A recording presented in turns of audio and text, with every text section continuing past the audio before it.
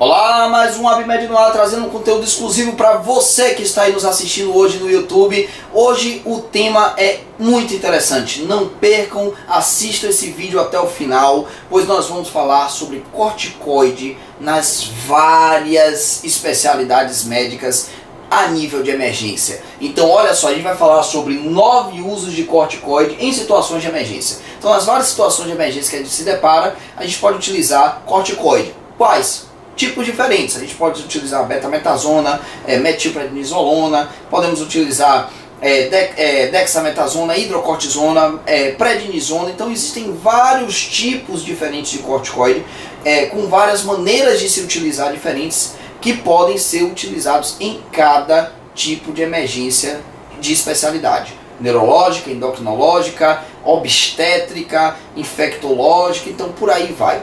Então, o que nós vamos falar hoje é de um assunto de extrema importância, de uma medicação que tem uma variabilidade de uso incrível, uma versatilidade incrível, e que a gente vai ver que sua aplicabilidade é muito maior do que a gente poderia imaginar. Vamos começar então aqui falando sobre emergências neurológicas. O corticoide, a dexametasona 2 mg intravenoso a cada 8 horas, que é a dose preconizada para evitar edema cerebral. Essa dose ela só está indicada em casos de meningococemia, tumor de sistema nervoso central em expansão, ou seja, não é aquele tumor que está lá quietinho, não, é o tumor que está lá se expandindo, desviando linha média, fazendo edema vasogênico peritumoral, fazendo manifestação clínica no paciente, neurológica importante, manifestação clínica grave no paciente. Esse é o tumor que se beneficia com o uso de dexametasona. E por fim, a neurotoxoplasmose também existe benefício. Então tá aí a aplicabilidade neurológica a nível de emergência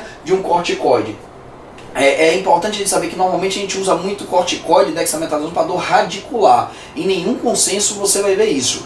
Dor radicular, você dá uma ampola de dexametasona no cara, em nenhum consenso você vai ver isso não. Então as indicações neurológicas a nível de emergência neurológica de corticoide são essas 3 e ponto final, não tem nenhuma a mais. Então, chegou com dor da coluna, usou corticoide, você pode usar, melhora, mas indicação formal não tem não.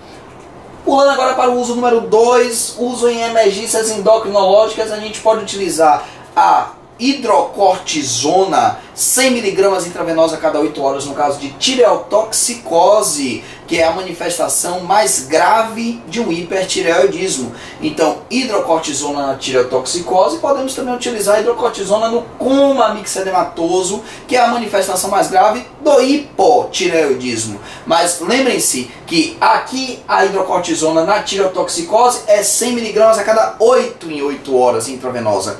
Aqui no coma mixedematoso é 100 mg a cada 6 em 6 horas. Então o consenso manda você fazer 6 em 6 horas de hidrocortisona intravenosa no coma mixedematoso, diferente da tireotoxicose, que a hidrocortisona é feita a cada 8 em 8 horas. E por fim, na exoftalmia de Graves, ele pede para você fazer dexametasona colírio. Para quê? Para poder justamente evitar a progressão daquela exoftalmia, evitar a progressão daquele sintoma. Bom, é importante você, sempre que for utilizar corticoide em colírio, corticoide intraocular, você tem que saber que se o cara tiver glaucoma, isso está completamente contraindicado. Por quê? Porque você pode aumentar a pressão intraocular com corticoide e prejudicar a evolução da doença do glaucoma daquele paciente. Então, tá aí, exoftalmia de Graves, dexametasona colírio, 1 a 2 gotas a cada 8 horas em cada olho. Entretanto, tenha a ressalva de que se o paciente tiver glaucoma, você não vai usar essa medicação aí. Uso número 3, uso em nefrologia. Utilizamos muito em nefrologia corticoide, que é em metilprednisolona. Metilprednisolona a gente utiliza muito na IRA, na insuficiência renal aguda por síndrome nefrítica ou nefrótica, que necessita de pulsoterapia com corticoide. Você vai pulsar o paciente. Qual a dose, Murilo? 30 mg por quilo intravenosa em dias alternados por 4 dias. Então, um paciente de 70 kg vai utilizar aí uma média de 2 gramas intravenoso em dias alternados por 4 dias. Isso é pulsoterapia com corticoide, muito utilizado em casos de insuficiência renal aguda grave causados por síndrome nefríticas ou nefróticas. Você vai pulsar o paciente, pulsa com o quê? Com metilprednisona, e aqui você tem aqui o uso do corticoide bem estabelecido na nefrologia, em emergências na nefrologia.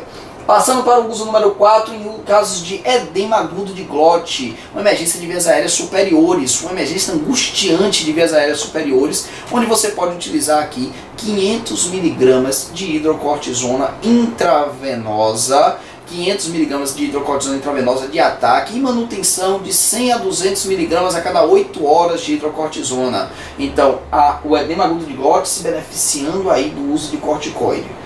Já aqui nas vias aéreas inferiores, a crise aguda de asma e o DPOC também vão se beneficiar de uso de corticoide, principalmente na primeira, na asma. Então, principalmente na asma, a asma tem uma melhor relação de benefício, de melhora clínica após o uso de corticoide. Usamos como, Murilo? 500 mg de hidrocortisona em dose de ataque, 100 mg intravenosa a cada 8 horas de manutenção. Então, nas vias aéreas inferiores, corticoide e hidrocortisona em manifestações agudas de asma ou DPOC.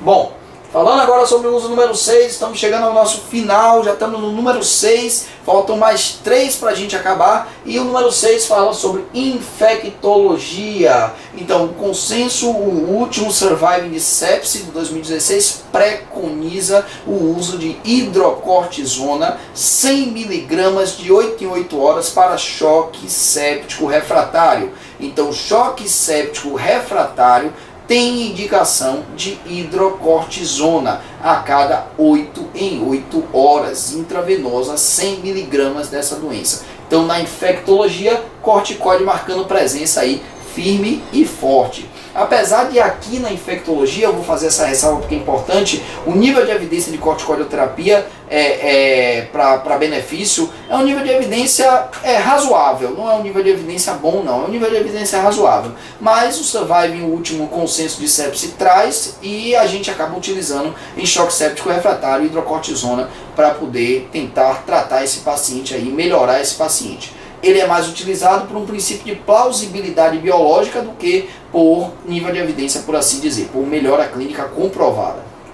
O uso número 7 é o uso na gestação. Então, até na obstetrícia o corticoide tem sua importância, e na obstetrícia a gente usa muito a betametasona em caso de trabalho de parto prematuro. Então, o trabalho de parto prematuro você vai fazer a betametasona, ou você faz 12 mg intramuscular por 2 dias, ou em dose única diária por 2 dias, ou você faz 6 mg a cada 12 horas intramuscular também por 2 dias, para acelerar, para aumentar a velocidade de maturação do pulmão daquele feto que está prestes a nascer prematuro. Então, betametasona 12 mg intramuscular uma vez ao dia por 2 dias, ou betametasona 6 mg intramuscular de 12 em 12 horas por 2 dias para fazer maturação pulmonar, acelerar a maturação pulmonar em caso de trabalho de parto prematuro. O corticoide também marcando presença na obstetrícia.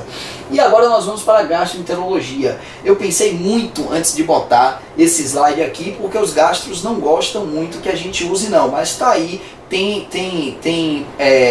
princípios que defendem se usar o corticoide em casos de doenças inflamatórias intestinais com sangramento ativo. A maioria dos gastros não gostam muito, eles preferem travar ao máximo o uso desse corticoide aí, mas você pode fazer sim 100 mg de hidrocortisona intravenosa a cada 8 horas em sangramentos ativos volumosos causados por doenças inflamatórias intestinais. Tem também plausibilidade biológica, mas fica aqui essa ressalva de que a galera da gastro talvez não curta muito essa conduta não. Mas ele marca a presença na gastro sim, ele entra aqui na nossa lista com o 8º uso de corticoide.